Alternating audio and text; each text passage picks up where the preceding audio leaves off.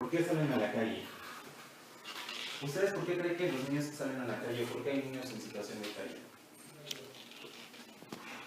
Porque no hay comprensión de sus padres. Porque no hay comprensión.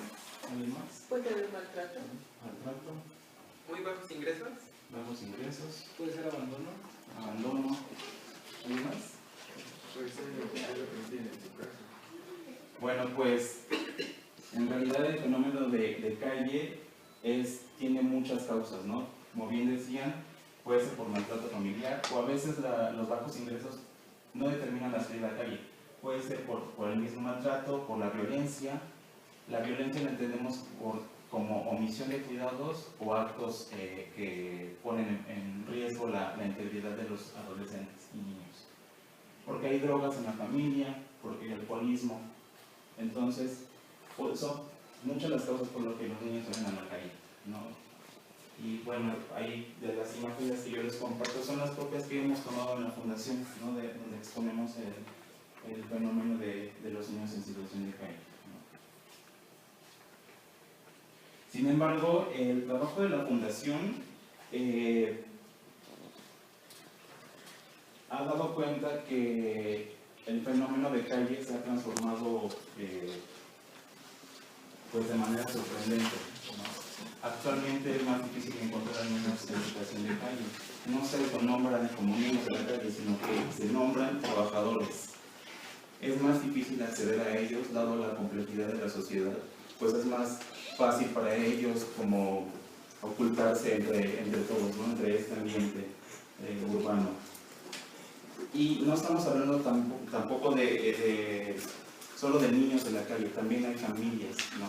Es una cuestión que ha avanzado con el paso de los años, que los niños que estaban en situación de calle hace 20 o 25 años se quedaron en la calle, tuvieron parejas de calle y ahora tienen familias y viven en la calle. Entonces, son familias en situación de calle. En algunos casos, la típica imagen que teníamos de niños en situación de calle, de que estaban sucios, desaliñados, sin zapatos, pues ya no es tan frecuente.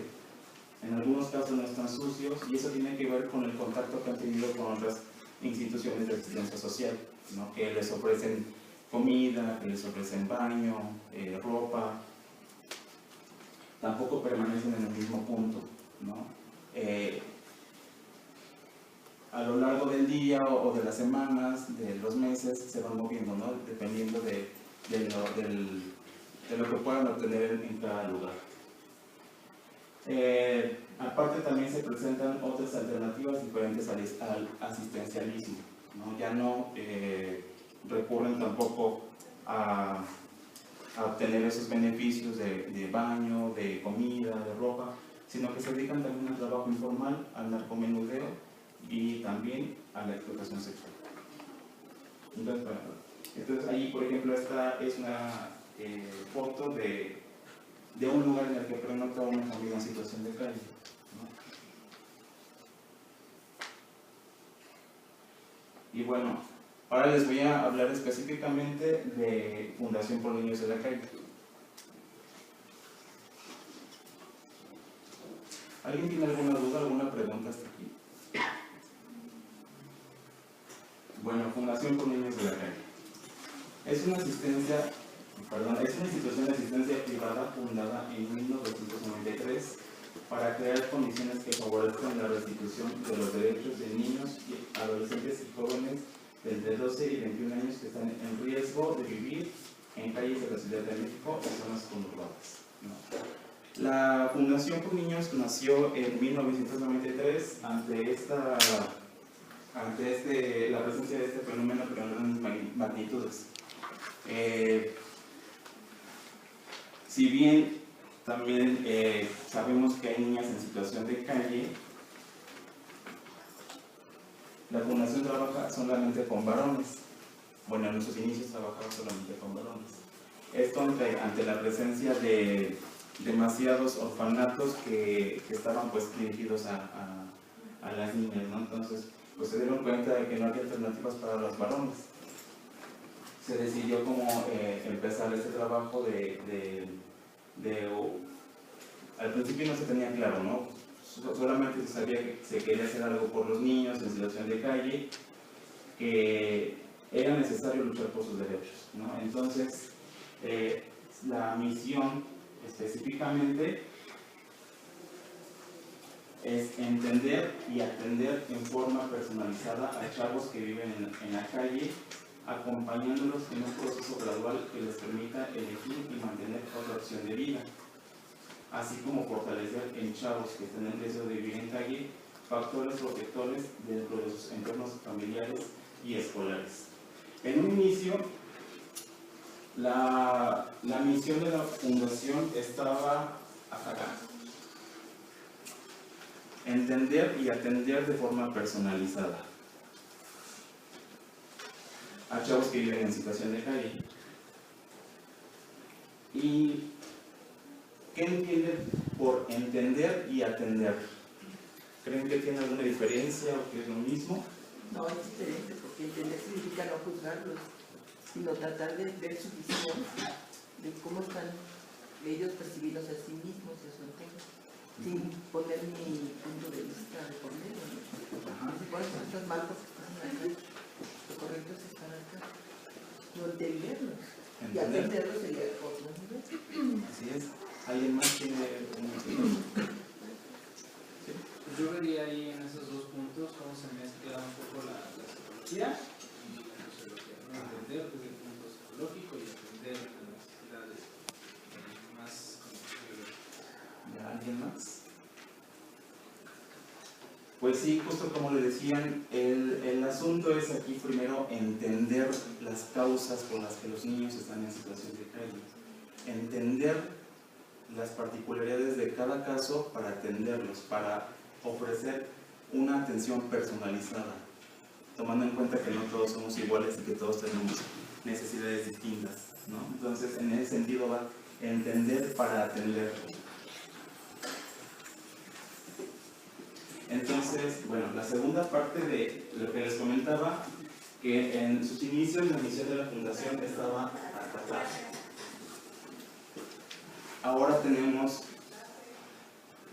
que la misión está como compuesta por dos partes. Primero, que los chavos que viven en calle dejen de vivir en calle, pero también, dadas las condiciones, la complejidad de los fenómenos, de las dinámicas familiares, sociales, pues ahora estamos apuntando a la prevención. Queremos que los niños que viven en calle dejen de vivir en calle y los que están en riesgo no salgan a calle.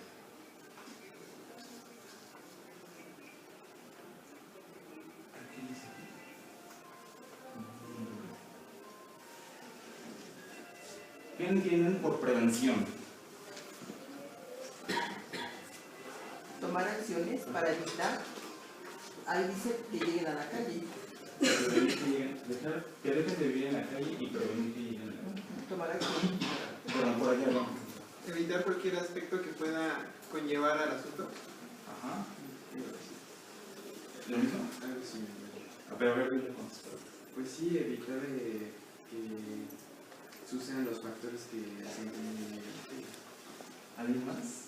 ¿Qué entienden por prevención?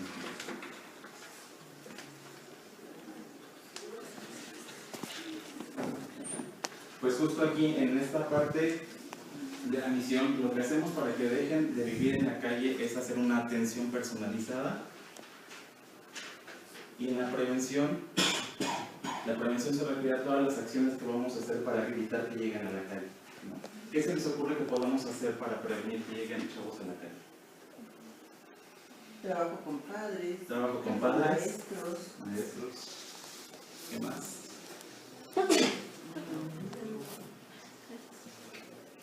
Pues sí, básicamente se refiere a todas las acciones que vamos a hacer para evitar que salgan a la calle, para evitar que algo suceda. Pues lo que se me ocurre con deportivos, ¿no? Porque cuando involucras a un joven, a un niño en una actividad deportiva, lo involucras y entonces tiene un proyecto de vida. ¿Sí? Y lo evitas que llegue a ese otro punto, ¿no? Así es. La condición en la calle. Sí. Y más no ofrecen por allá. Bien, pues justo nos alcanza de revés. Nuestro modelo educativo, el modelo educativo de Fundación Pro Niños se basa en la restitución de los derechos humanos, el desarrollo de habilidades para la vida, en la facilitación de procesos de reflexión y participación, y todo esto, las otras cosas, lo hacemos a través de 3 programas educativos de Fundación Pro Niños. Una pregunta, ¿a qué se refieren los procesos de participación? A los procesos de participación se refieren a que cuando encontramos a un chavo en situación de calle, no lo obligamos a que deje la calle, ¿no? Porque bien podríamos decir, ay, pues qué mala onda, pobrecito, y me lo llevo y ya que no está en la calle. Pero los procesos de reflexión y participación se refieren a que, al trabajo que vamos a hacer para que sea el propio chavo quien decida dejar la calle, que sea por su propia decisión, que sea su convicción, que establezca un plan de vida y que lo mantenga. A eso se refiere, que ellos participan en todas esas decisiones. Bueno, entonces, a continuación les voy a hablar de los 3 programas que operan en Fundación Pro Niños de la Calle. El primer programa se llama De la Calle a la Esperanza, y fue el primero con el que inició la fundación. Este programa trabaja con niños y adolescentes de entre 10 y 17 años que viven o vivieron en la calle o que se encuentran en albergues. ¿Les había mencionado algo de albergues? No. Bueno. Pues les platicaba hace ratito que pues el fenómeno se ha transformado, ¿no? Entonces, y que hay muchos niños en abandono social. Los niños en abandono social no solo se encuentran en la calle, también se encuentran en los albergues. Y en muchos casos, esos niños vivieron en calle. Entonces trabajamos con niños que viven o vivieron en la calle y que se encuentran en albergues. Este programa hace contacto con los niños y adolescentes desde el lugar en el que pernotan o viven. Digamos, en los lugares, digamos, si se queda... ¿En dónde han visto niños en situación de calle? En los cruceros, en los puentes, ¿en dónde más? En el metro.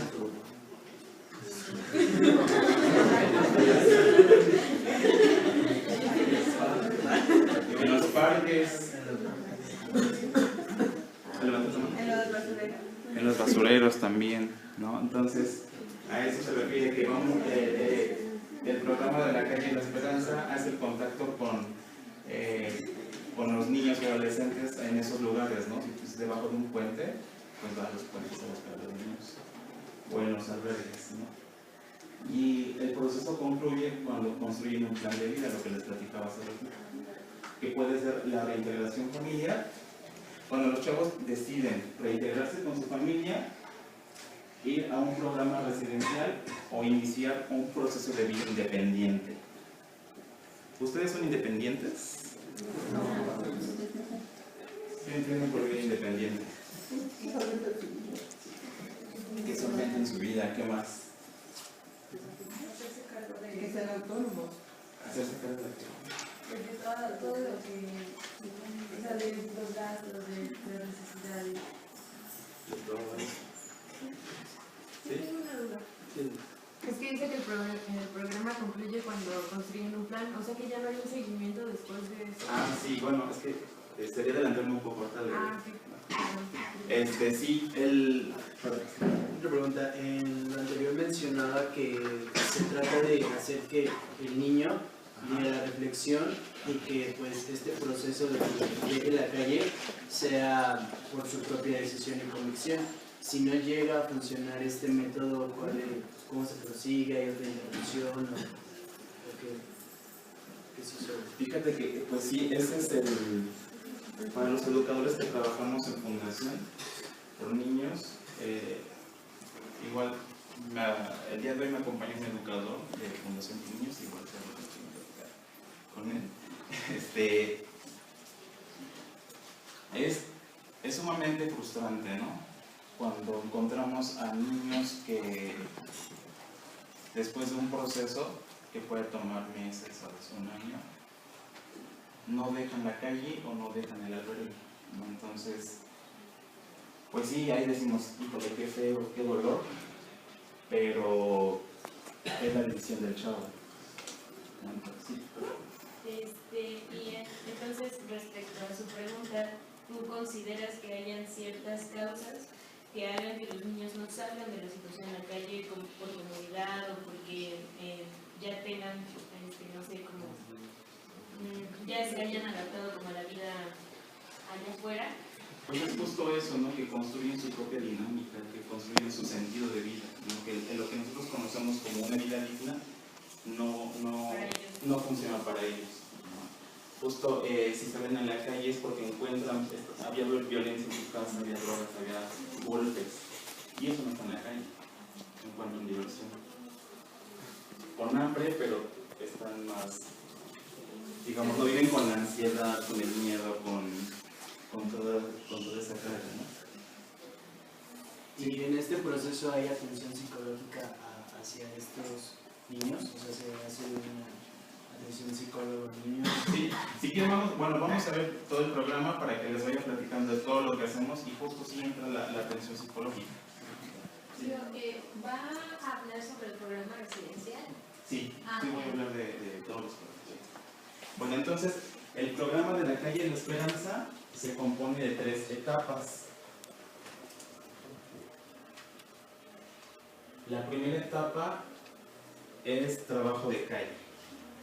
Trabajo de calle es un equipo de educadores que se dedica a hacer eso que les platicaba, a hacer recorridos en la ciudad para ubicar a los niños que están en esa situación o en los albergues. Entonces, ellos trabajan a través del juego, se relacionan con los niños adolescentes a través del juego, de juegos en los que puedan conocerse, que puedan vincularse, que puedan divertirse y generar vínculos de confianza entre el educador y los niños o adolescentes.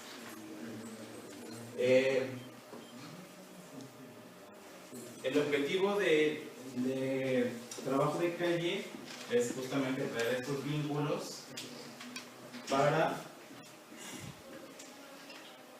invitarlos a un centro de día, que es la segunda etapa del trabajo del programa de la calle de la Esperanza. ¿Algunos de ustedes han visto un centro de día? ¿No? Un centro de día, bueno,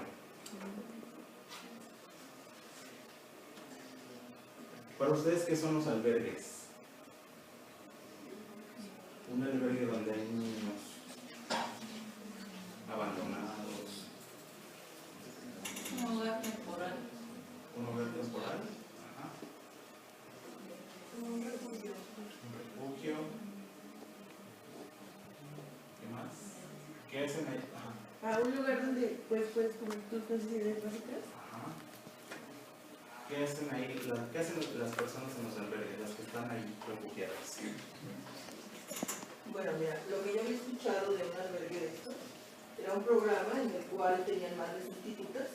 Uno de mis alumnos estuvo trabajando en ese lugar y me platicaba que hacían la función de padres sustitutos. Bueno, no tenían papás, eran mamás.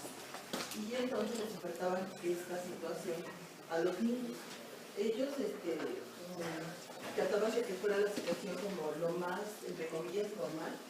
Iban a la escuela, etc. Y la mamá dentro del albergue fungía ese papel. Y los psicólogos trabajaban allí para el apoyo tanto de las madres sustitutas como de los niños, con programas y con actividades específicas de trabajo psicológico. Sí, me parece muy infantiles se llama. Sí, no me acuerdo el nombre exacto, quería inventar. Bueno, pues... Porque hay varios. Sí, muchos. Pues justo un centro de día no es todo eso que acabamos de decir. Un centro de día es un espacio, parece un albergue, pero no es un albergue. Porque después de que los educadores de trabajo de calle hicieron el vínculo con los niños. El vínculo que construyen no se hace en un día, no se hace un ratito jugando, no se hace como en 1, 2 o hasta 3 semanas o un mes puede pasar. Ya que se vincularon, nos invitan al centro de día. El centro de día es un espacio en el que van a desarrollar y fortalecer habilidades. Digamos que un educador de trabajo de calle hace el contacto con un niño. Entonces lo invita al centro de día. Llega al centro de día a las 9 de la mañana, llega a bañarse, a desayunar, a lavar su ropa, a hacer aseos, a hacer actividades de movimiento, de creatividad y reflexión. Y se van a las 5 de la tarde, a las 4. No se quedan a dormir ahí, solo van de 9 a 4. Entonces, el objetivo del centro de día es que ellos puedan comparar la estabilidad de un espacio seguro y el desorden de una vida en calle. Entonces, terminando las actividades del horario del centro de día, ellos pueden regresar a sus puntos de pernocta o a los albergues. ¿Tienen alguna duda? Sí. ¿Por qué no hacerlo como albergue? Pues justo por eso que acabo de comentar, ¿no? Que es, el objetivo es que puedan comparar el desorden de la vida en calle con la estructura de un espacio seguro. Entonces, en ese sentido no es un albergue, para no caer, digamos, en la asistencia social y facilitar los procesos de reflexión y participación. Bueno, ahí me entra una pregunta. Si los niños nada más van de 9 a 4 y es como para que los niños reflexionen en cómo es de que se da la vida en la calle y cómo es de que se dan estos centros, no suele pasar que los niños pues lo toman como una situación no de reflexión, sino nada más como de vivo en la calle y tengo aquí facilidades, pero puedo seguir viviendo en la calle. Entonces, Sí, ¿qué es claro. lo que pasa? Eso puede pasar y al principio sí, así pasa, ¿no? Que los chavos solo van a desayunar, van a comer, van a bañarse, porque les damos ropa limpia, porque les damos shampoo, desodorante, tratamiento para la micosis. Y sí pasa eso, ¿no? Que muchos chavos llegan solamente a eso, pero el trabajo educativo está precisamente en lograr que transformen esa visión, ¿no? En que lo vean como una oportunidad para elegir otra opción de vida. Y sí pasa, no te digo, sí pasa, y al principio decimos, pues nada más viene a comer, nada más viene a bañarse, ¿no? Y muchas veces traen piojos, traen, que te decía, ¿no? Micosis, y van a tratarse de eso. Hongos. Hongos en los pies. Hongos, pero pueden estar en axilas, Sí. en corvas, en pies, en ingles. Sí, entonces muchas veces llegan a eso y al principio solamente a bañarse, a comer, pero el trabajo educativo está en lograr que ellos cambien esa visión. Y al principio decimos, híjole, qué bueno, ¿no? Es preferible que un chavo venga a divertirse, a comer y a bañarse que esté en la calle drogándose. Entonces, es el trabajo en lograr que cambien esa visión. ¿Otra pregunta?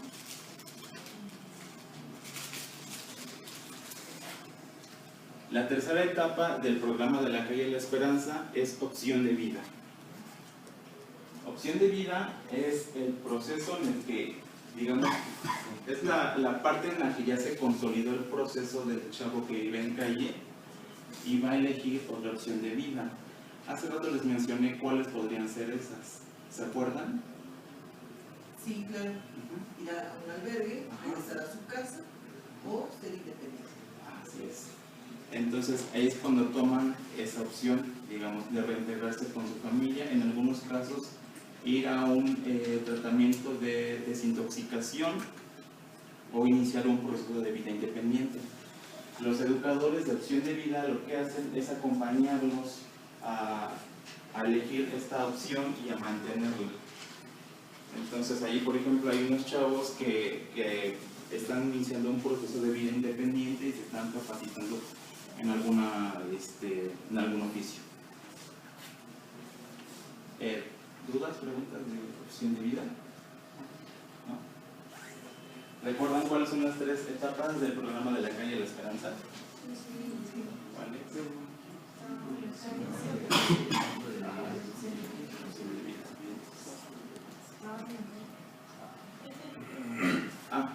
¿Qué oficios pueden enseñar? Pues nosotros directamente no capacitamos, sino que tenemos vínculos con otras instituciones, con quienes digamos que trabajan igual en pro de los derechos de niños y adolescentes. Entonces los vinculamos con bolsas de trabajo, y pueden capacitarlos para fabricar muebles, para trabajar también en tiendas de ropa, para, ¿cómo se llama esto de cocina? Para hacer chefs, gastronomía. Entonces pueden ser distintas, depende del interés del chavo. ¿Cómo se sostiene el programa? Hace rato mencioné que es una institución de asistencia privada. ¿Eso qué quiere decir? Pues que hay organismos o empresas que los están sustentando. Que no depende del gobierno. Dependemos de donativos, de donantes periódicos, ocasionales.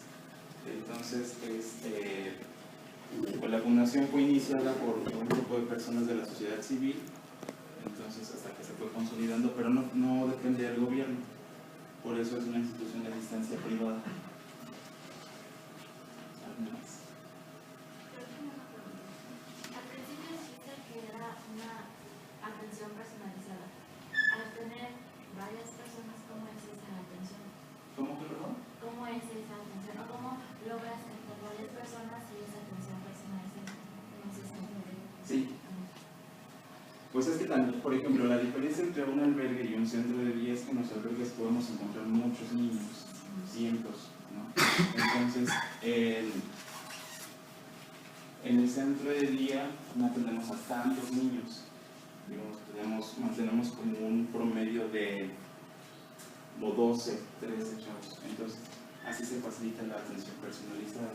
Aparte, pues tenemos un equipo multidisciplinario de educadores con profesiones psicología, sociología, trabajo social, pedagogía, que se dedican al trabajo con estos adolescentes.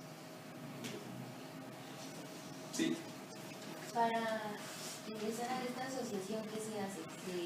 ¿Ustedes buscan a los niños o ellos llegan a ustedes? ¿Qué requisitos les piden o tienen algún requisito? No, pues justamente el trabajo de calle se dedica a eso, a buscar a los niños que están en esta situación. O a veces sucede que entre los niños que están en situación de calle pues se conocen, ¿no? Y uno le cuenta al otro. Entonces ya pueden llegar así por recomendación, digamos, entonces llegan al centro de día, llegan a tocar y todo, entonces se hace como un primer contacto para ver si pueden ir al centro de día. Entonces así se puede hacer el contacto, ya sea por los educadores o porque entre ellos se cuentan. ¿Alguien más? Sí. Cuando uno entra ya al programa de centro de día y lo deja, ustedes son un control, por ejemplo, si el niño se lleva una semana que no va, lo van, lo buscan o se deja, qué tanto tiempo se busca, qué se le dice para que el niño regrese. Ya, pues sí, mira, a veces hay niños que van a centro de día regularmente y después dejan de ir, ¿no? Entonces, a veces sucede que también se quedan dormidos, ¿no? Es muy difícil para ellos despertarse. En ocasiones es necesario que los educadores de calle vayan a despertarlos, porque al estar drogándose toda la noche, o gran parte de la noche, les es muy difícil despertarse en la mañana, entonces a veces hay que ir a moverlos, ¿no? Y veces llegan ya, ellos ya saben que a las 9 hay que llegar a Centro de Día y ya llegan ellos a las instalaciones, están ahí esperando, ¿no? A las 9.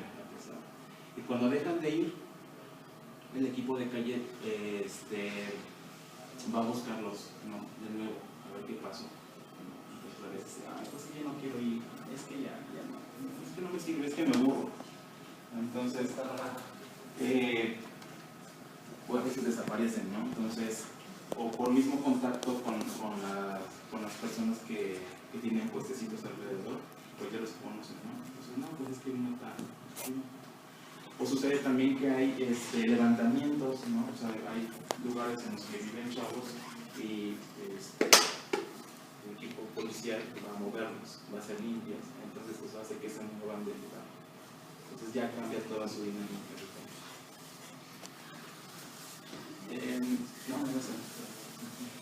Hace rato les decía que también hacemos prevención, ¿no? Entonces, la prevención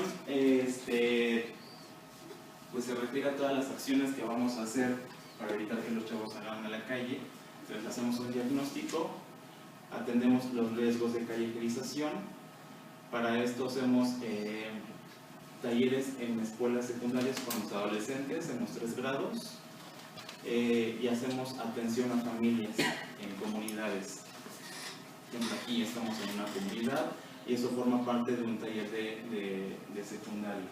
Entonces, si bien ellos no están en situación de calle, están en riesgo, porque que no les dije, la Fundación por Niños se ubica en la delegación Cuauhtémoc. La delegación Cuauhtémoc, si recuerdan, es una de las delegaciones que tiene más sitios de diagnóstico. Así es, entonces es una delegación que tiene muchos riesgos para los adolescentes. Entonces trabajamos con las escuelas secundarias que están a los alrededores de la fundación para hacer este trabajo de prevención. Dice que la asociación está en la Cuauhtémoc, entonces por ende el Centro pertenece ahí. ¿Hay algunos otros? No, solo tenemos de Fundación por Niños, tenemos un centro de día. Y igual, como les decía, el trabajo que hacemos de contacto con los adolescentes es a través del juego, ¿no? Entonces, de esta manera nos vinculamos y trabajamos en el desarrollo de habilidades para la vida con ellos y en la atención a familias. Entonces, a eso se dedica el trabajo de prevención. Por una parte, hacemos atención para que los chavos que viven en calle dejen de vivir en la calle y prevenimos que los que están en riesgo salgan a la calle.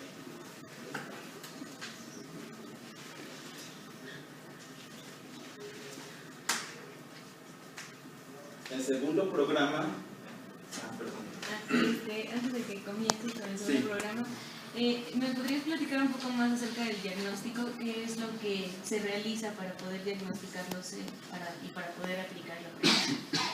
En cuanto a la prevención, el diagnóstico se hace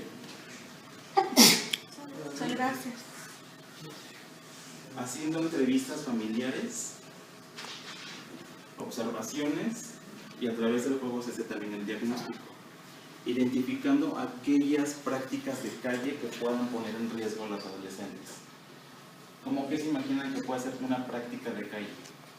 Porque hay una diferencia de vida en calle y práctica de calle.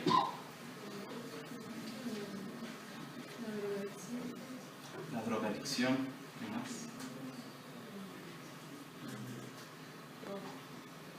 Robos, contacto con grupos delincuenciales. Entonces digamos que si en una familia hay adolescentes que pasan mucho tiempo solos y que se van al parque, que se van a jugar maquinitas, que tienen contacto con esos grupos delincuenciales, están en riesgo de conectarse con la calle. Entonces ese diagnóstico trata de observar esos aspectos, ¿no? Si tienen prácticas de calle, ¿no? Si están determinados están en riesgo. Si bien no van a vivir en calle, están en riesgo.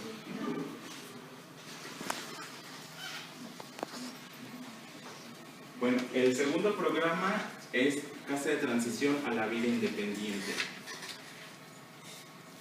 Este es totalmente diferente al programa de la calle La Esperanza. Casa de Transición a la Vida Independiente surgió en el 2009 ante la falta de oportunidades de reinserción social de niños y adolescentes. Este es el programa residencial para jóvenes de 16 a 21 años de edad y pues justo surgió porque en muchos albergues hay una gran cantidad de jóvenes que están próximos a cumplir la mayoría de edad. ¿Y qué pasa cuando cumplen la mayoría de edad? Ojalá fuera así. Salen de los albergues, pero no hay oportunidades para ellos.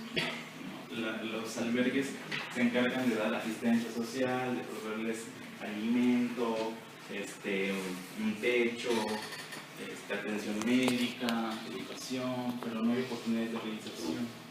Entonces, por eso surgió este programa Casa de Transición a la Vida Independiente, que es un espacio que nos prepara justo para la vida independiente, ¿no? Trabajamos en distintas áreas, en el desarrollo de distintas áreas que tienen que ver con la salud emocional, física, tratamiento de adicciones en algunos casos, habilidades para búsqueda laboral, ¿qué más? ¿Eso incluye, por ejemplo, preparación académica? ¿Que sigan estudiando? Sí, les facilitamos esos procesos, ¿no? Igual no llevamos a los chavos a que terminen la secundaria, que terminen la prepa, ¿no? O sea, a través de los procesos de reflexión es que queremos lograr que ellos continúen sus estudios, ¿no? Que terminen la secundaria, la preparatoria y en algunos casos la universidad. Entonces, se desarrollan estas habilidades y competencias para la vida independiente. Ellos están en un espacio distinto al centro de día. Hay una casa, es una casa, de hecho es un ensayo de una casa, como si fuera una familia. Ellos llegan, ellos viven ahí, ellos comparten con otros 10 adolescentes que están igual en un proceso de vida independiente. Les decía, ahí duermen, van a trabajar, van a estudiar, regresan, como si estuvieran en una casa con una familia. ¿Sí? Y en este proceso y en este método que se realiza de que el individuo tiene que hacer reflexión y hacerlo por convicción, sí hay un alto índice de que se logre el objetivo final, que no sé si sea la regeneración, de que Sí. llegue a su casa, de que sea independiente o continúe con una vida saludable. Sí, tenemos, no me sé exactamente los datos, pero de hecho traigo algunos folletitos que les quiero compartir si están interesados sobre datos, ¿no? Pero sí, tenemos muchos casos de éxito, ¿no? En los que hay un conteo general de cuántos chavos han dejado de vivir en la calle desde que empezó la fundación a este año, de cuántos desarrollaron habilidades para la vida independiente, de cuántos tomaron talleres de prevención. Entonces tenemos esos. ¿Tienen alguna pregunta sobre casa de transición? Cuando un menor de edad quiere volver a estudiar, por ejemplo, la secundaria o algo así, ¿cómo se lleva a cabo este proceso? Porque pues, supongo que tiene, bueno, obviamente cuando ingresan a la escuela tienen que tener un tutor, tienen que tener a alguien que sea responsable de. ¿Cómo manejan eso? Okay. Pues a veces eso es complicado porque en algunos casos hay medidas cautelares. Eso significa que los cuidadores, que los padres no pueden acercarse a los niños, ¿no? Entonces a veces muchos niños salieron a la calle y sin papeles, no tienen acta de nacimiento, no tienen nada. Entonces es el trabajo de los educadores también, acompañarlos a buscar sus actas, a tramitar su CUR. Algunos vienen de otros estados de la República, incluso de Centro y Sudamérica. Entonces los apoyan en los documentos, ¿no? para que puedan continuar con su proceso de secundaria, preparatoria. Pero ahí a veces tienen la custodia legal la tiene DIF, entonces tenemos vínculo con DIF para facilitar esos procesos. Mencionas de que muchos de estos niños o adolescentes ya llegan hasta el nivel, hasta la universidad y la terminan. ¿Qué pasa? ¿Hasta dónde es el límite en el cual termina esta ayuda? O sea, hasta que el niño deje de estudiar o el adolescente deje de estudiar o hasta que pueda sustentarse totalmente. Pues por ejemplo, en el caso de casa de transición, cada adolescente que vive allí tiene un educador asignado. Entonces ese educador se encarga de acompañarlo, digamos, establecer un plan de vida y por metas, ¿no? Digamos, para el siguiente mes uno se propone entrar a la preparatoria. ¿Qué tienes que hacer para entrar a la preparatoria? Hay que sacar mi certificado de secundaria. Entonces, así hasta que se completa el plan de vida del chavo. No en todos los casos llegan a la universidad, pero cuando él se establece el plan de vida y lo cumple, pues planea su egreso de casa de transición. Para esto, los chavos, como les decía, se preparan en distintas áreas. Una de ellas también es el ahorro, ¿no? Si tienen empleo, se les facilita el ahorro de su dinero para que puedan tener, digamos, una base e iniciar su vida independiente. Entonces, cuando van a egresar, buscan un espacio para vivir, a veces lo comparte con otro chavo. Y una vez que egresa, el educador que le acompañó en todo ese proceso hace un seguimiento. Hace un seguimiento, digamos, primero un mes, 2 meses, 3 meses, así, hasta cerrar el caso, digamos, porque ya es caso de éxito.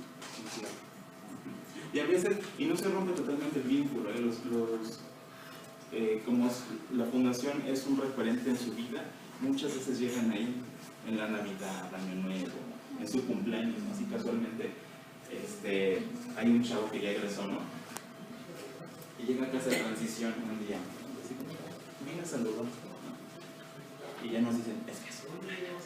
O sea, van a que le festejen su cumpleaños, entonces no rompen el vínculo con la fundación. Sí, ahí fue ya. Y los educadores, los han mencionado mucho, son personas que son voluntarios, son psicólogos, profesores. ¿Se les da una capacitación para esto o cómo es este proceso? Los educadores que trabajan en fundación con niños, pues todos, digamos que tenemos alguna profesión de las que les comentaba, sociología, trabajo social, pedagogía, psicología, y hay un proceso de formación de educadores del que les voy a platicar más adelante, pero también tenemos un grupo de voluntarios que pueden, digamos que van a hacer allí su servicio social, prácticas profesionales o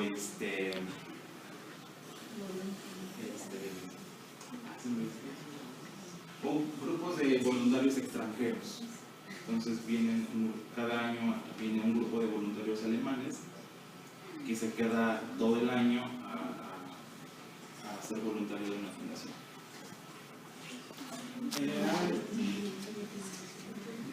Entonces, ¿cuántos programas llevamos?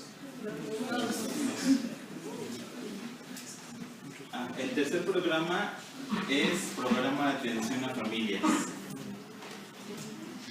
El programa de atención a familias está centrado en la prevención, atiende a familias cuyos integrantes, niños, niñas o adolescentes, presentan prácticas de calle o están en riesgo por distintas causas. Lo que mencionábamos hace rato, ¿no? Que si algún niño pasa mucho tiempo en la calle o empieza a tener contacto con las drogas, pues el programa de atención a familias hace ese contacto para hacer un proceso educativo terapéutico y trabajar en el desarrollo de habilidades parentales. Este programa está ubicado ahí mismo donde está el centro de día y trabaja no solamente con el niño o adolescente, trabaja con la familia, trabaja en conjunto en este proceso que les mencionaba. Y en este caso, las familias son las que hacen el contacto, muchas veces también, hacen el contacto con la fundación, solicitan la atención, entonces el educador de familias hace una entrevista inicial para diagnosticar para establecer un posible plan de trabajo y entonces ya se inicia ese proceso educativo. Y también, como los chavos, ¿no? A veces alguna familia le platica, sobre todo las mamás, ¿no? Que se juntan en la escuela y así. Ay, es que mi niño es muy bien, se sale mucho, llévalo por el mundo. Entonces van porque piensan que necesita la atención del niño, y a veces es trabajo en conjunto. Entonces, así se puede hacer el contacto también con la fundación. ¿Tiene preguntas sobre este programa?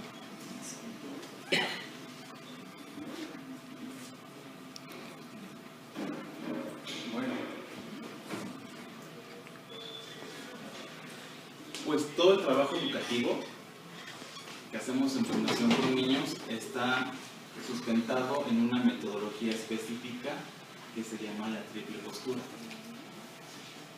La triple postura es un marco teórico y metodológico que permite planear, ejecutar y monitorear intervenciones individuales, familiares o institucionales. La triple postura está basada en la psicología social, en la teoría del apego y en la mentalización. ¿Alguien ha escuchado esto o conoce? ¿No?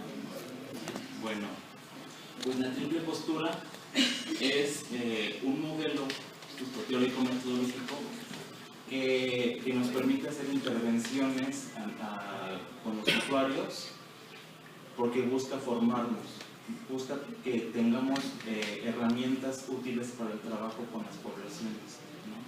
Entonces, la triple postura está compuesta por 3 dimensiones. La primera de ellas es la cooperación. ¿Y alguien quiere leer la cooperación?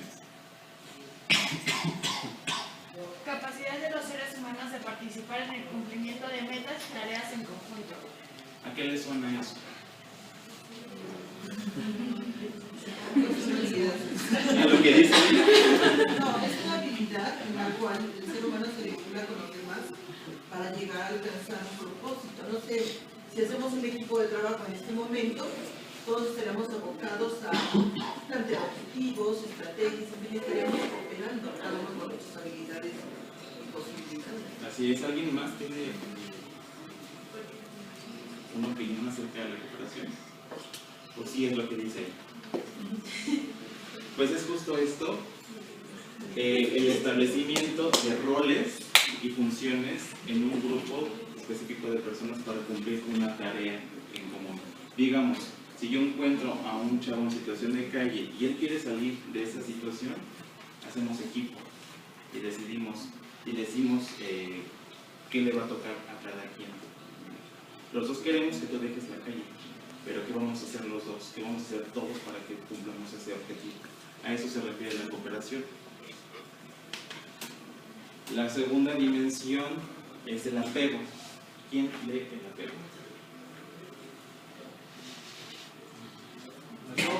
A ver. Apego. Las relaciones de crianza en la primera infancia influyen en las relaciones que establecerá de adulto. ¿Entendieron? Sí, claro. El apego son los vínculos primarios.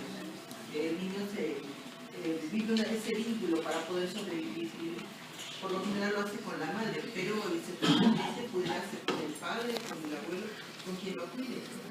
Así es, el apego se refiere a las relaciones que establece el niño adolescente con sus cuidadores en la primera infancia, ¿no? Esas relaciones que establece con su cuidador van a determinar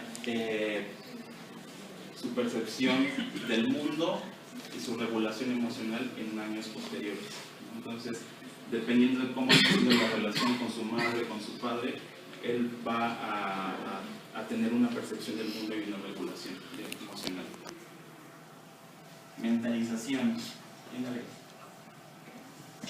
Capacidad de los seres, mentalización, capacidad de los seres humanos de reflexionar sobre las motivaciones de determinados actos o conductas. ¿Entendieron?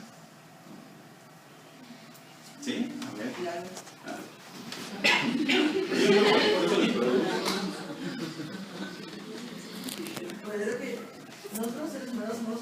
reflexionamos acerca de lo que nosotros hacemos, decimos, deseamos o tenemos expectativas. En apego, con la mujer puedo agregar que evidentemente sabemos que el apego puede ser seguro, inseguro, ambivalente o desapegado, ¿no? Sí. Y en ese caso, eso, como bien decías, va a influir. Si yo me siento segura desde el apego que formé con mis padres, pues puedo formar relaciones humanas en las cuales, ok, me relaciono con la compañera, pero puedo decirle adiós sin mayor conflicto. O puede ser inseguro y va a influir porque a lo mejor le digo, oye, dame tu teléfono, dame tu correo, vamos a estarnos hablando. Hay un apego inseguro, hay una necesidad de permanecer en el libro y a lo mejor ya dicen, no, espérate, yo no quiero tanto apego, ¿no? La gente no se da cuenta, no le denomina apego, pero es eso. Y en la capacidad de mentalización es esta capacidad de autorreflexión. Y bueno, podemos ir a construir mejores cosas, o podemos estancarnos y quedarnos en lo negativo, ¿no? No, es que me miro feo, es que me dijo esto, o voy a lo positivo, a lo constructivo, eso sería como la finalidad. A ver, por ejemplo, si yo llego y le jalo el cabello a su compañera, ¿qué piensan? Así nada más. Le doy una cachetada. A ver, si yo llego y le doy una cachetada así nada más. Bien, ¿qué dirían o qué pensarían? A ver, alguien. Lo primero que se les viene a la mente. Mira, si estás en mi clase, eso es una sancionada. Me sanciona. Pues es que depende del contexto, porque si somos un equipo y nos conocemos... No, haz de cuenta que no lo conozco. Ajá. ¿Qué piensas? Qué manchado, ¿no? Qué manchado. Sí. ¿Tú qué pensarías?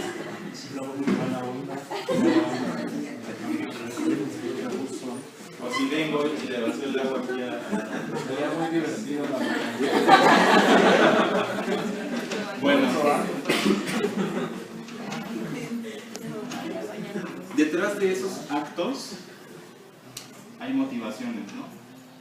A lo mejor sí puedo decir, yo no la conozco, ¿no? Pero ¿cuál sería mi motivación? ¿Cuál podría ser mi motivación por la que llegué y le di una cachetada? Vincularme con ella. ¿Qué más? Quizás te parecía alguien que te caía mal. Ajá. ¿Que me cae sí o que me cae gordo? Ajá.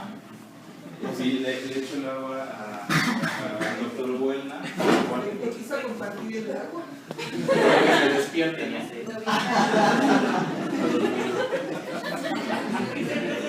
Bueno, pues la mentalización es justo la capacidad que tenemos para reflexionar en nuestras motivaciones, creencias e ideas que dan lugar a determinados actos. A veces los chavos salen a la calle y les preguntas, ¿por qué sales a la calle? ¿O por qué le pegas a tu compañero? No, pues porque me cae gordo. O porque sí, o no sé. El trabajo de los educadores es mentalizar, indagar en esas motivaciones que dieron pie a ese acto, a pegarle al chavo, ¿no? Entonces, para mentalizar, nos basamos principalmente en preguntas, en ¿por qué? ¿Qué piensas? ¿Por qué crees que? ¿Cómo te sentiste? Entonces, eso da pie a la exploración de su mente, a explorar sus motivaciones y no quedarnos con las conductas, ¿no? Eso pasa a veces con las familias, ¿no? Que castigaron al niño porque, pues no sé, porque pintó la pared, no sé, ¿no? Pero porque tiró el agua o la sopa, ¿no? Pero el trabajo está en explorar las motivaciones de esos actos. ¿Tienen alguna duda de estas, de estas tres dimensiones de la triple postura? ¿Quedó claro? Sí. Bueno, a mi parecer creo que es como un enfoque psicoanalítico. Ajá. Está basado en el psicoanálisis. Sí. Okay. Bueno, pues todo lo que les eché ahorita es para llegar a esto. ¿Por qué? Perdón. Es falso.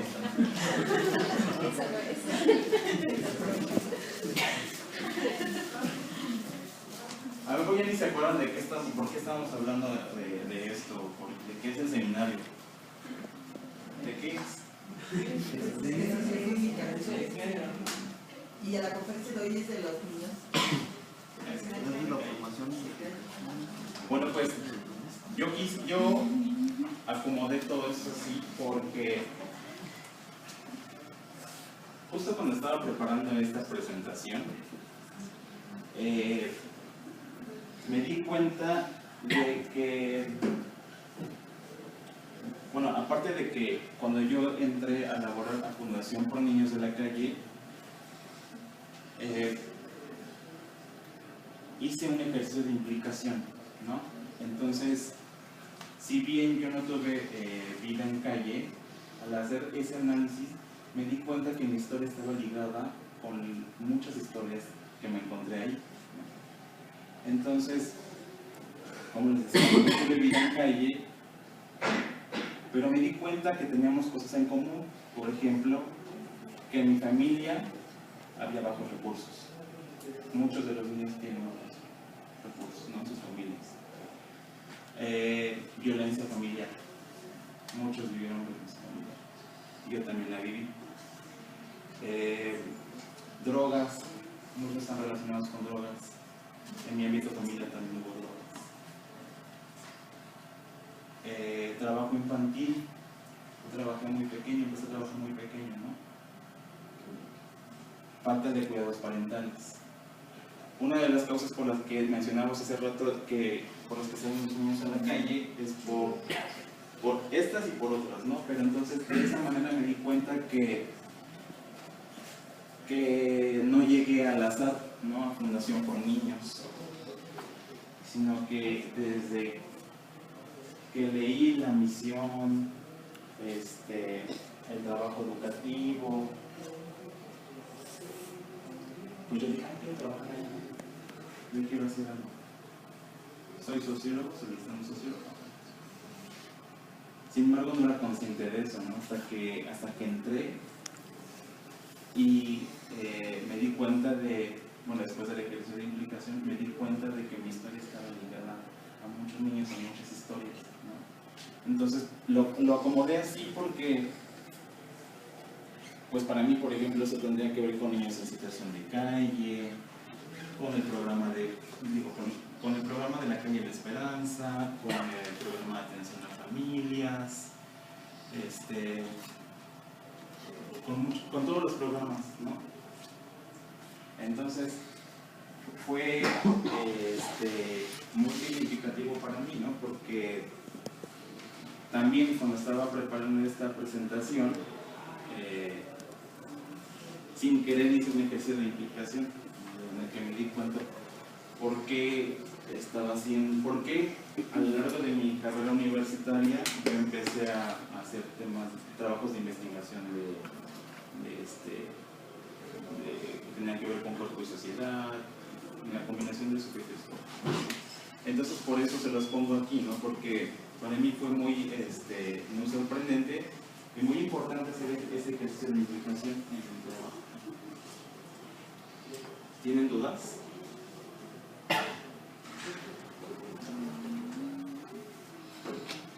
Bueno. Cuando dices sin querer, o sea, ¿cómo fue? Sin querer, cuando estaba como haciendo mis anotaciones de que empecé por esta parte de cómo conocí la socioclínica, ¿no? Yo les comentaba al inicio que yo quería ser psicólogo, ¿no? Entonces, pero ya estaba estudiando sociología. Y dije, ay, me estaba como en cambio de carrera, ¿ok? Entonces, como estaba interesado en los procesos psicológicos individuales, empecé a relacionarme con estos temas. Entonces encontré esa manera de combinar la sociología y la psicología, de hacer esa sociología para mí. Y así me encontré sentido. Entonces, por eso me di cuenta a la hora de prepararlo de que la implicación vino desde atrás. ¿Perdón? ¿Qué temas que te resonaban? Sí. Como la importancia del sujeto, de sus motivaciones, de procesos subjetivos, más que únicamente en la sociedad. Y bueno, Al principio les mencioné que en la fundación tenemos 3 programas educativos.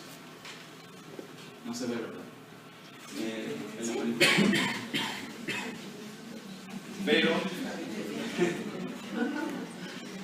Pero hay un cuarto programa del que no les he platicado,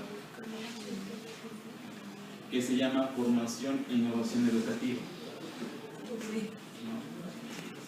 Y justo hace rato mencionabas tú, bueno, preguntabas, ¿no?, de cómo se preparan los educadores para este trabajo educativo. Y este programa, Formación e Innovación Educativa, surgió en el 2016 por una reflexión. Por una reflexión que estaba encaminada en 2 sentidos, ¿no?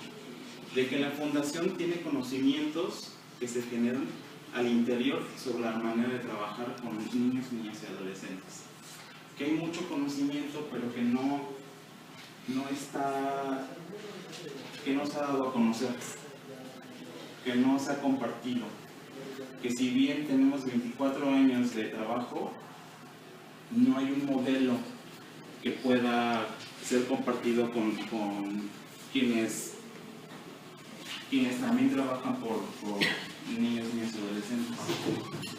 Entonces, la otra parte de la reflexión es de que en la fundación no tenemos un modelo homogéneo de formación de los propios educadores, modelo que pueda ser puesto al servicio de los educadores de la fundación y de otros educadores de otras instituciones. Entonces, por eso surgió Formación e Innovación Educativa. Y para que no se duerman, ¿quién lee formación? Formación, proceso que permite a un grupo de personas adquirir y reforzar conocimientos y aprendizajes. Es continuo, integral y profundo. Explica tus índices. Pues justo los procesos de formación de educadores se refieren a que los vamos a dotar de herramientas, capacidades y habilidades, pero tomando en cuenta sus conocimientos previos que fueron adquiridos en su trayectoria profesional y personal para trabajar con niños, niñas y adolescentes. Entonces, de lo que se encarga el área de formación es de formar educadores,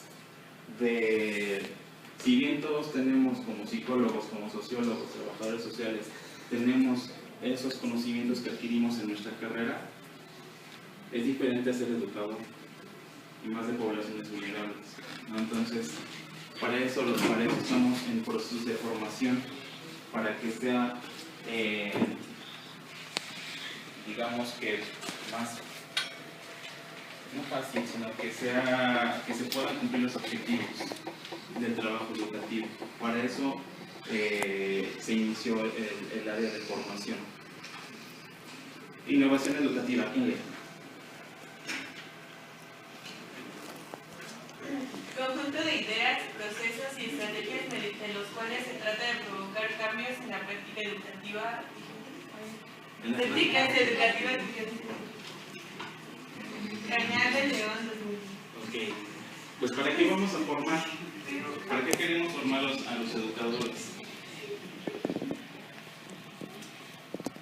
Pues justo para introducir cambios en las maneras de hacer las cosas. Si bien todo lo que hacemos en la fundación nos ha funcionado, todos los procesos, metodologías, siempre hay una manera de hacer las cosas distinta, ¿no? Entonces, para eso estamos formando, para innovar en el ámbito de la educación, para cambiar ese conjunto de procesos, ideas y creencias y que estén en beneficio de las poblaciones. Entonces, por eso es formación e innovación educativa. Formar para innovar, formar para crear, ¿no?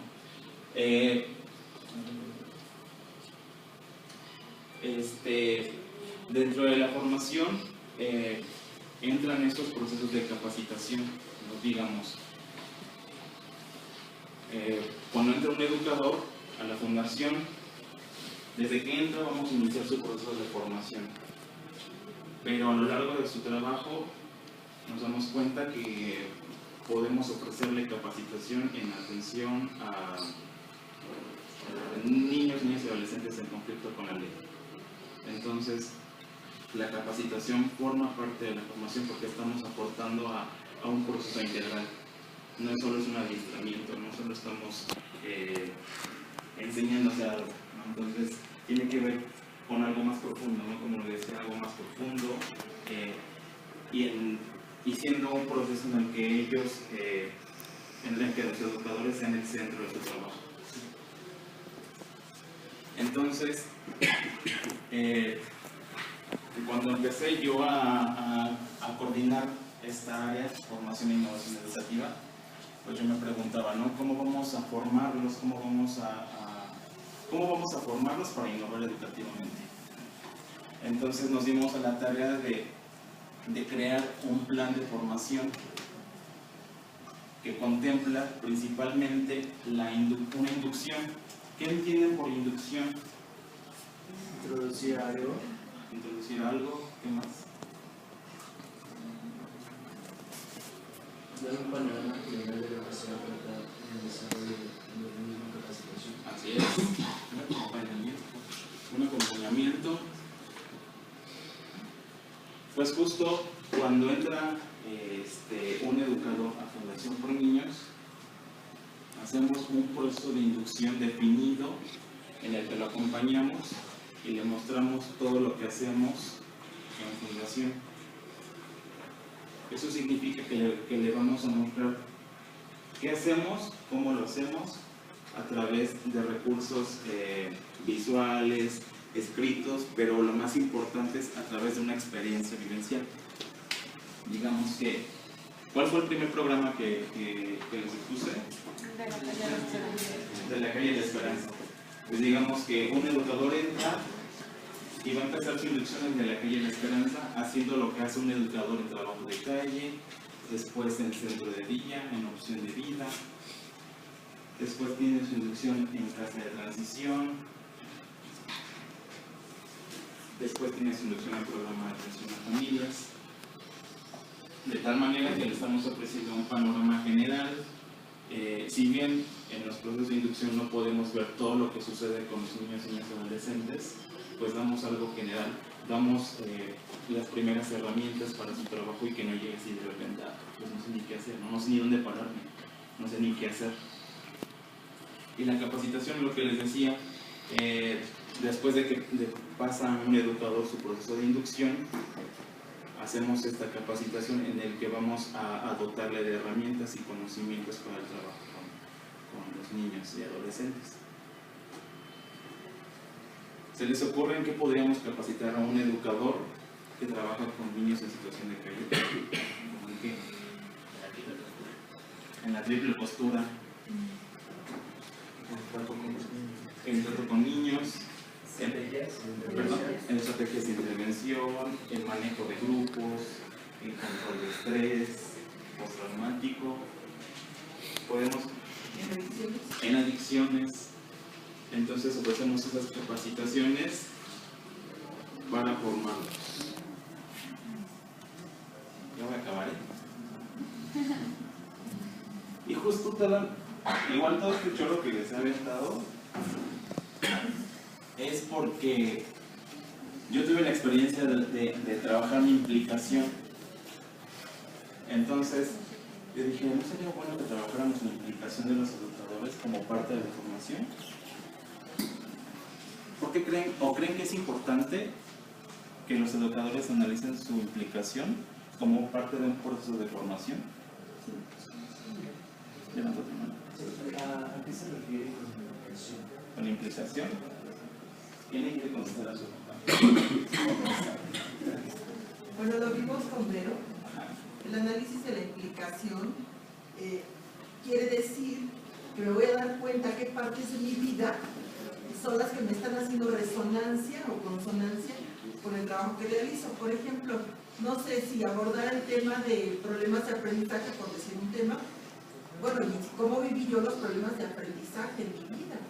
No solamente existen ahí, sino también pueden haber estado en uno. En este caso, tú decías De acuerdo, no estuviste en situación de calle, pero hay temas que tocan tu vida, como cuáles, pues a lo mejor venir de una familia de bajos recursos, igual que ellos, vivir a lo mejor experiencias a veces de violencia familiar, igual que ellos, claro, de distintas situaciones, pero entonces ahí tienes una consonancia y puedes darte recursos, si te das cuenta, para compartir con ellos. Bueno, esa es mi apreciación, ¿no? Pero fíjate que esto les comentaba, que es algo nuevo para mí, porque siempre estamos viendo la investigación como, yo no estoy implicado, ¿no?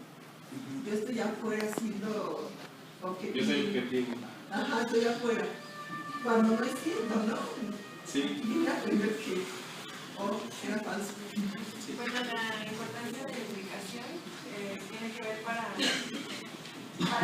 ver el fenómeno mejor, o sea, que no se marche con lo que tú tienes del prejuicio de esa parte, los prejuicios que tú tienes con base en el fenómeno. Claro. Entonces tienes que hacer ese análisis de implicación para ver el fenómeno lo más objetivo posible. Sí, decían que sí era importante, ¿no? Integrar la implicación en el proceso de formación. ¿Alguien más quiere dar su opinión? ¿Por qué sí?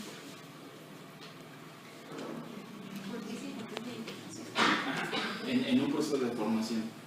Porque yo creo que te apropias del problema. Bueno, no te apropias del problema, pero creo que te vinculas más y creo que desarrollas mejor ese trabajo. Porque, ¿qué pasa? Es un trabajo que encuentras, ¿no? Y lo puedes hacer, pues sí, a la misma. Pero ¿qué pasa cuando toma sentido y cuando te es significativo? O sea, creo que pones lo mejor de ti, que buscas otras nuevas estrategias, te implicas más.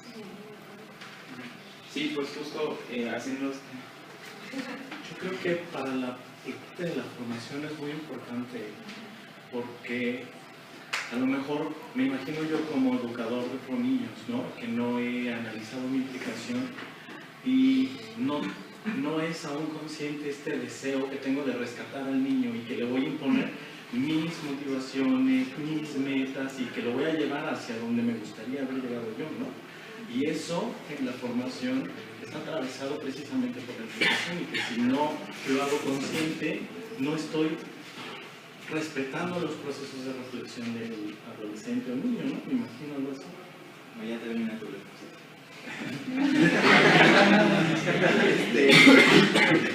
Pues justo cuando quise integrar esta parte de la implicación a la formación, pues desde mi propia experiencia, ¿no? Porque bien como nos comenta el doctor Huelna,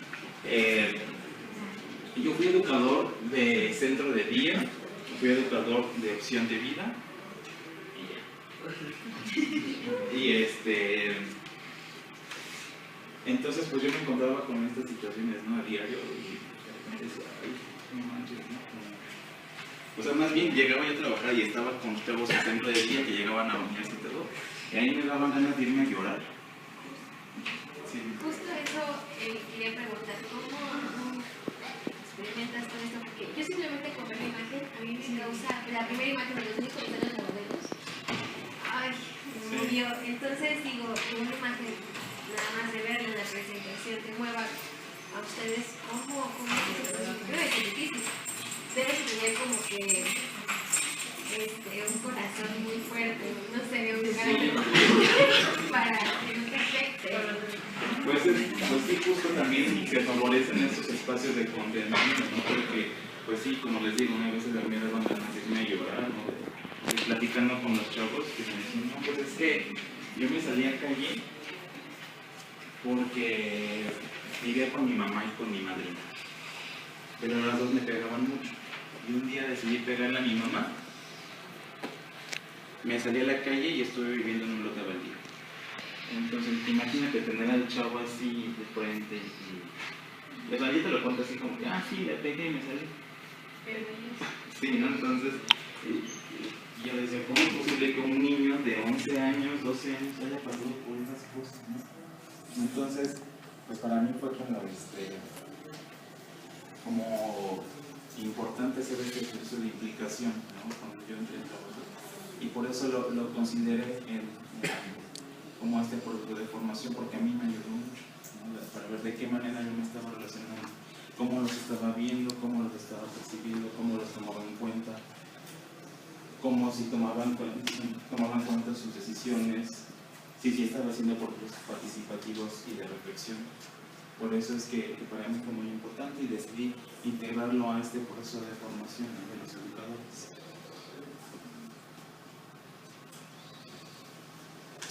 Y justo esta fue la propuesta que hoy inicié en un proceso de formación, que es el análisis de implicación de educadores. Y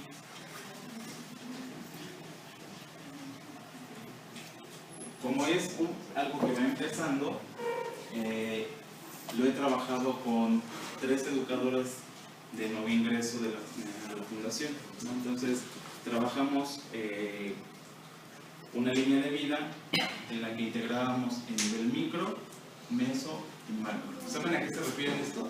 ¿Sí?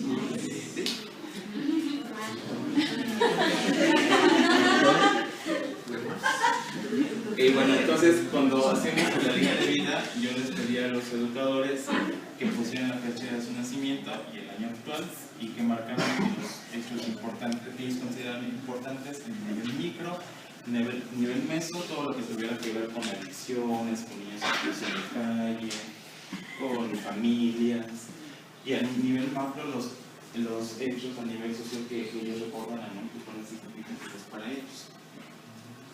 Entonces, cuando hice este análisis de los educadores de nuevo ingreso, lo que encontré es que en el nivel macro había coincidencias en cuanto a los movimientos sociales que estaban relacionados con poblaciones desfavorecidas y vulnerables, ¿no?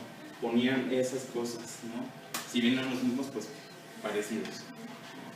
Ponían muchas situaciones de política. La que recuerdo que en los 3 estaba la alternancia en el poder. Movimientos de trabajadores, Pemex, Luz y Fuerza, la devaluación del peso. Todos estos eventos tienen que ver con desestabilización de lo social, ¿no? Con la pobreza también. Sí, pues justo eso, pude verlo, cómo se relacionaba con lo que ellos reportaban en el nivel meso.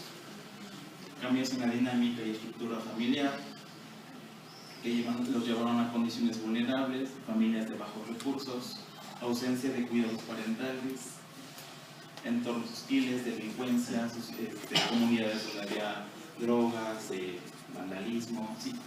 Es que, bueno, dijo que cuando les pidió los eventos a nivel mesa, les dijo que específicamente fueran con niños en situaciones. Bueno, lo que tú... No puedo incluir eso en el nivel macro, por eso es que pusieron eventos relacionados con esa desestabilización.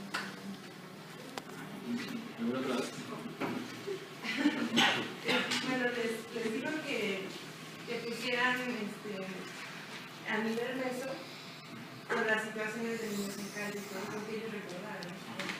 Y a nivel, no pude incluir eso en lo que pusieron a nivel macro con las actividades que les estabilizaban en el país. A nivel meso les pedí que pusieran todo lo que tuviera que ver, bueno, sus relaciones o contacto, conocimiento con lo de la fundación. Pero no nos puedo predeterminar a que a nivel macro pusieran solamente esos eventos. Es que a nivel macro tiene que ver con los hechos sociales, ¿no? Entonces, pero solo se enfocaron en esos eventos, entonces no pude incluir que los hayan determinado poner ese nivel meso a sí, sí, claro, o sea, es lo que comentábamos ahorita, ¿no? O sea, que justo los eventos que reportan a nivel macro, pues tienen mucha relación, ¿no? En el nivel meso, ¿no? Sobre todo, por ejemplo, la devaluación del peso. Bueno, muchos de ustedes ¿cuántos años tienen? No lo vivieron. No lo vivieron. Pero sí me tocó, ¿eh? Bueno, pero la devaluación del peso era una crisis económica sumamente profunda, ¿no? Entonces, eso provocó cambios en la dinámica familiar, ¿no? En que el dinero ya no alcanzaba, en que las cosas estaban más caras, entonces en que los padres invertían más horas en sus trabajos. comentar algo? Es que ellos no lo vivieron, pero el peso llegó a niveles tan altos que pagamos un libro, por ejemplo, entre 6,000 pesos. Yo tengo libros que tienen la marca y dice 6,000 pesos, ¿no? Cuando hoy en día a ustedes si les dijera que el libro cuesta 6,000, ¿qué pensarían? No lo compro, ¿de qué libro me estás hablando, no? Sí, o sea, algo así. Pero en esa época de la devaluación, la inflación se fue tan arriba que los costos se manejaban en miles. Es algo pavoroso, muchachos, porque manejar, ya tengo que traer mi maleta de dinero, porque voy a pagar todo en miles. Y vean qué sucede en Sudamérica. Vemos si una torta les vale 1,500 pesos. Y nosotros vamos con una torta que nos vale. O si digo la más cara. Así estábamos en esa época. Y usted ni siquiera debe vivir. Sí, también. No, usted está muy joven. Bueno, pues sí, a nivel meso lo que reportaban era pues estos cambios en las dinámicas de estructuras familiares, participación en colectivos que tenían que ver, sí, con niños en situación de calle, con movimientos indígenas, con familias, con adicciones. Entonces ahí pude ver que había, en los tres casos había relación, ¿no?, de la influencia de lo macro en lo meso. A nivel micro, pues sí, vi que había coincidencias de soledad en la infancia, independencia a corta edad, trabajo, en las carreras universitarias, ¿no? Estas, pues los que estudiaron carreras sociales, que ya habían tenido trabajos relacionados con niños, niñas, adolescentes en condiciones vulnerables, con niños con discapacidad, niños con adicciones. Entonces, no sé si se dan cuenta cómo esta relación de lo macro, lo meso y lo micro es una relación en cadena. Entonces, de esta manera, el ejercicio de implicación pues puede ayudar, ¿no?, a los educadores a ver cómo se están, por qué llegan ahí, cómo se están parando frente a los demás, frente a los niños, niñas y adolescentes específicamente, y pues sí, cómo van a seguir su carrera ahí en Fundación Pro Niños. ¿Puedo decir algo? Tratando de contestar a lo que preguntaba Silvia, el hecho de darle la instrucción, ¿no? Ponme en esta línea, ya sea la micro, meso o macro, lo que tiene que ver con determinado fenómeno, en este caso con los niños de la calle. ¿Qué crees? ¿Qué puntos de tu vida se conectaron con los niños de la calle? Y que eso influya en lo que va a poner en las otras líneas, no lo vemos como una desventaja o como una contaminación lo vemos como el inicio del proceso de reflexión. Sí, empieza pues a ponerse frente a la historia meso y frente a la historia macro y empieza a detectar oye, esto que yo viví tiene que ver con la devaluación del peso, ¿no? Entonces está haciendo ese proceso de resignificación que es a donde queremos conducirlo. Y no lo vemos más bien como leer las cartas y que la persona no sabe realmente lo que está haciendo y llega el que está acompañándolo en el proceso de inducción a descifrar lo que dicen las líneas y leerle casi la línea para que vean lo que, para demostrarle lo que él no puede ver. Es ayudarle a que él lo vea, a que él lo interprete.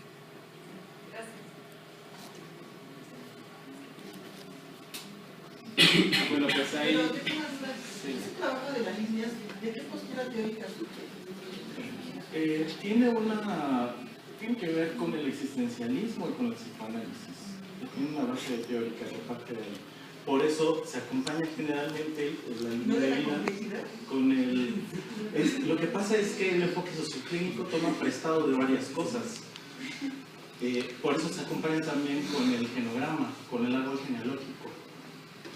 Tiene su raíz ahí, pero cada uno de nosotros, quienes lo empleamos, le damos su matiz. Yo, por ejemplo, no me meto tanto en lo psicoanalítico y más bien con la competitividad de una visión sociohistórica. Bueno, y pues ahí les presento las imágenes, ¿no?, de esos ejercicios, cada quien a su estilo. Ahí no se ve.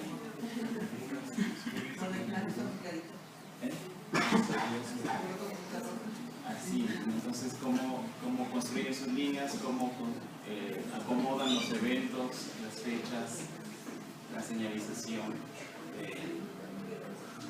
de hechos más importantes, menos importantes. ¿Podríamos decir que ustedes son los creadores de estas líneas? No. Las herramientas que emplea la socioclínica ya existen. Incluso la base teórica epistemológica de la socioclínica no es un invento de la socioclínica. Son nociones teóricas que aparecen ya en el psicoanálisis, en el existencialismo, que ya ha trabajado lo sociocultural, que son nociones que se han trabajado desde la sociología, pero que se articulan para ofrecer esta nueva matriz, digamos, para entender, para acercarse a los fenómenos. Lo hemos visto en otras investigaciones. Sí. La línea. Sí. Bueno, eso no se ve. Pero ahí características, pero ahí está. Con mucha imaginación. Y pues bueno, ya vamos a terminar para. Pues las conclusiones. Pues con esta exposición, y les mencionaba hace rato que cuando estaba preparando esto, pues que hice un ejercicio de implicación, ¿no? Entonces, pues para mí es como importante, ¿no? Hacer un constante análisis de la implicación, ¿no? Este análisis no... Sí podemos hacer un alto y decir, pues voy a analizar, ¿no? Cómo estoy relacionado con mi trabajo, con lo que estudio, con lo que investigo. Porque nuestra historia la vamos construyendo día a día. Todos los días nos pasan muchos eventos, ¿no? Que de alguna manera determinan o configuran nuestra historia. La sociedad va cambiando y eso determina a la vez las instituciones y a su vez nuestra historia individual. La implicación, pues justo lo que ya habíamos comentado, ¿no? Pues el análisis nos sirve para ver cómo nos vamos a relacionar con los sujetos, ¿no? Cómo voy a relacionar con un indígena, con un niño en calle, con un niño de albergue, cómo los voy a ver, si los voy a victimizar, si me voy a compadecer, si me voy a poner a llorar, por qué me estoy poniendo a llorar. ¿Por qué me hace llorar? ¿Por qué toca mi historia? Y pues que hay relaciones en distintos planos, ¿no? Como veíamos con los educadores que presenté de análisis de implicación, pues se relacionaban en distintos planos, ¿no? Se relacionan en planos con los niños y adolescentes. Y justo el análisis de la implicación nos ayuda a ser críticos de nuestro propio trabajo, ¿no? ¿Cómo lo estamos haciendo y por qué lo estamos haciendo así?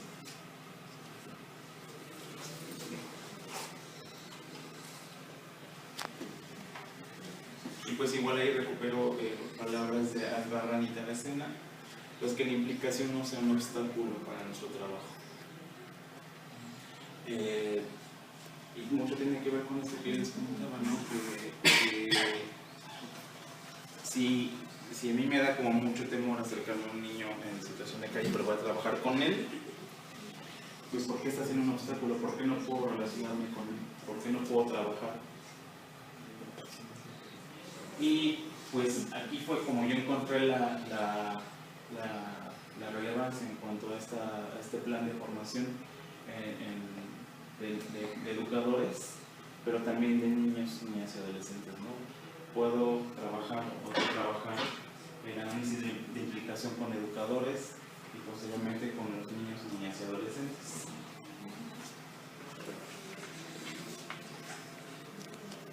Y eso es todo.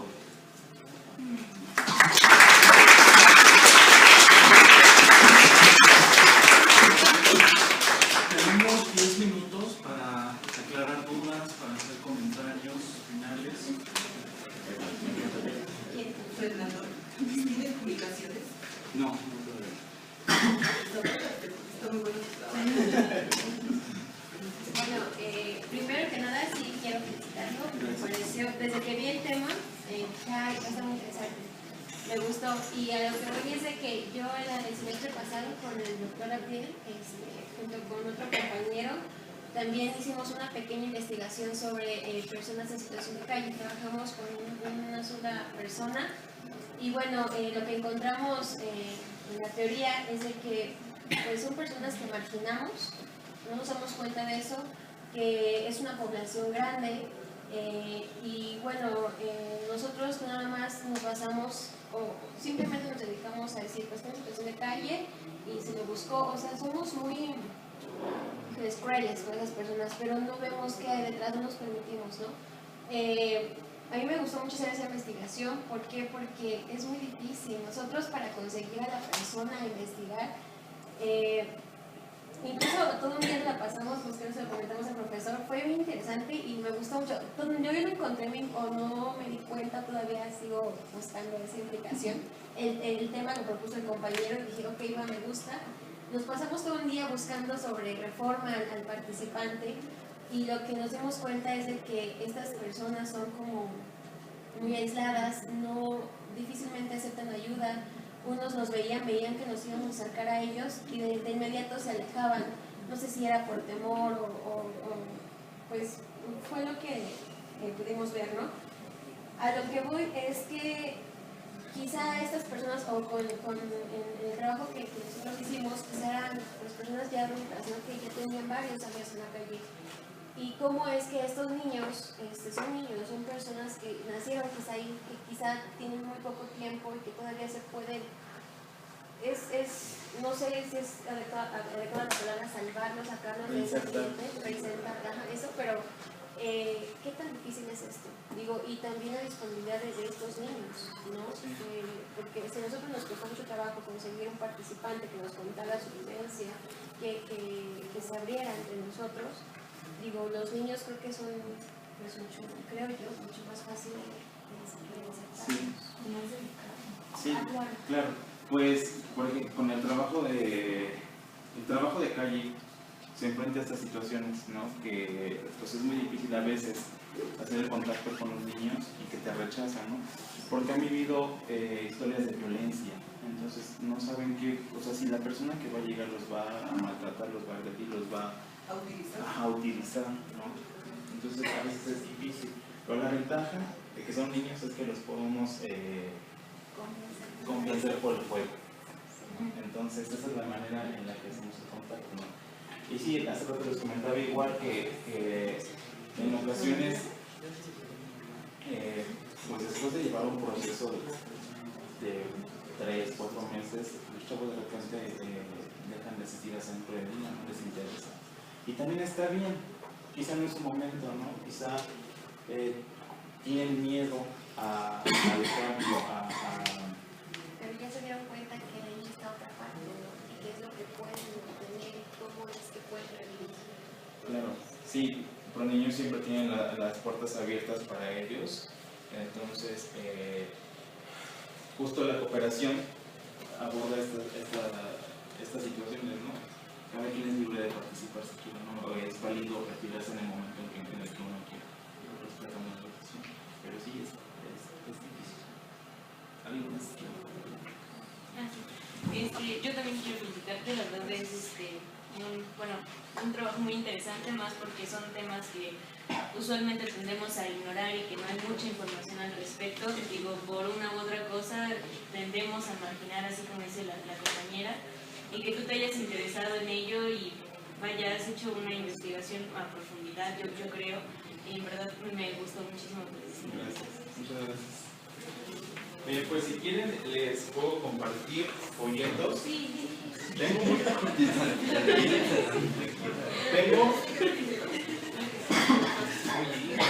Ahorita tengo promoción al 3x1.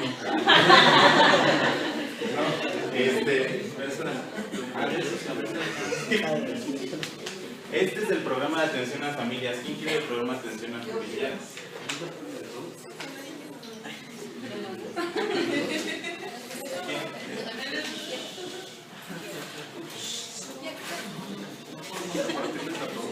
Es que no traigo de todos pero eso sí, de eso sí. Casi de transición traigo 3, 4, 5, 7. 7, casa de transición.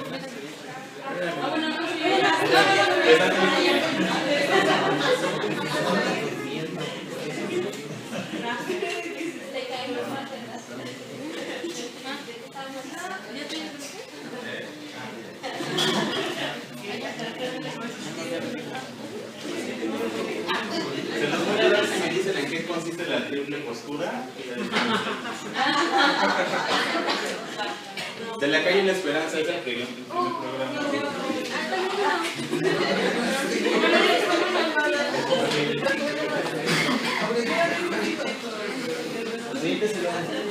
Un avioncito.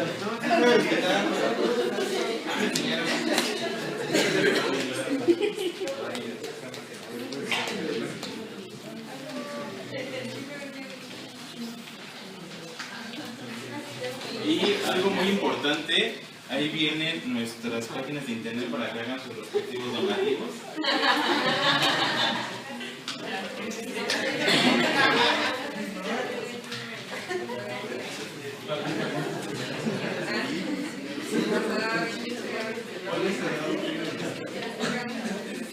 De esos me sobran, ¿no quieren más? De la calle Les Esperanza.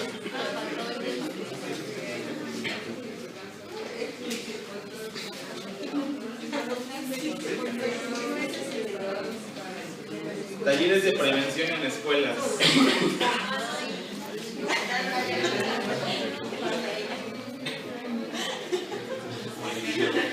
Igual puedes revisar la página de internet, ahí viene todo esto.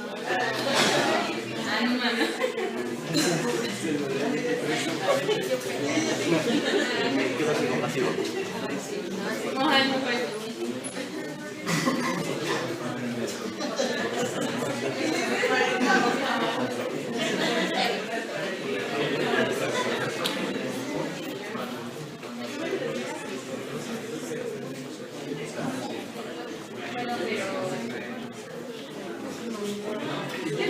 Ya, pues es todo.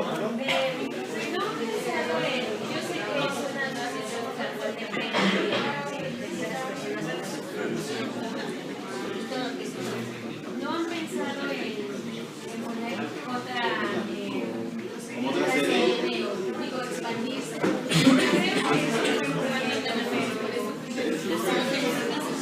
Pues justo de conformación y innovación de la unidad, lo que hacemos es, vamos a ofrecer formación a otros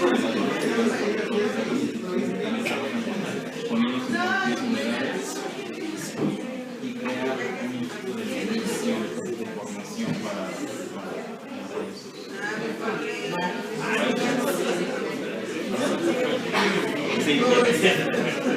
Bueno, pues muchas gracias por su asistencia.